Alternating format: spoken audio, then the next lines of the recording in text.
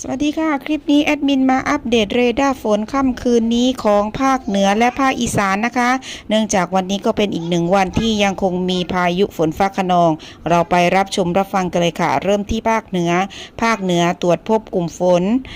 อ่อนถึงปานกลางจังหวัดเชียงรายที่อำเภอเมืองและอำเภอแม่จันทร์ค่ะถัดมาอัปเดตในส่วนของเรดาร์ภาคอีสานกันเลยเรดาร์ที่1ตรวจพบกลุ่มฝนกำลังอ่อนถึงปานกลางปกคลุมบริเวณพื้นที่อำเภอสังคมจังหวัดหนองคายเทพสถิตจังหวัดชัยภูมิน้องกรุงศรีจังหวัดกาฬสินธุ์นาแกจังหวัดนครพนมเขาค้อสีเทพจังหวัดเพชรบูรณ์ดงหลวงจังหวัดมุกดาหารด่านขุนทดพระทองคำโนนไทยโนนสูงพิมายห้วยแถลงสูงเนินขามทะเลสอเมืองเฉลิมพระเกียรติจักราชโชคชัยวังน้ำเขียวปักธงชัยจังหวัดนครราชสีมาลำปายมาศเมืองหนองหงส์หนองกี่ละหารทรายจังหวัดบุรีรัมย์ค่ะมาอัปเดตของภาคอีสานอีกหนึ่งเรดาร์เนาะเรดาร์นี้ตรวจพบกลุ่มฝนอ่อนถึงปานกลางอยู่ในเขตอำเภอเมืองบึงกาฬพรเจริญจังหวัดบึงกาฬพันนานิคม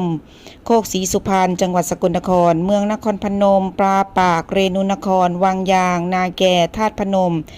จังหวัดนครพนมดงหลวงจังหวัดมุกดาหารหนองกรุงศรีท่ากันโทจังหวัดกาฬสินธุ์คำเขื่อนแก้วจังหวัดยโสธรเขื่องในกุดข้าวปุ้นจังหวัดอุบลราชธานีและสปป.ลาวจ้าคลิปนี้แอดมินขอตัวลาไปแล้วเจอกันใหม่คลิปหน้าสวัสดีค่ะ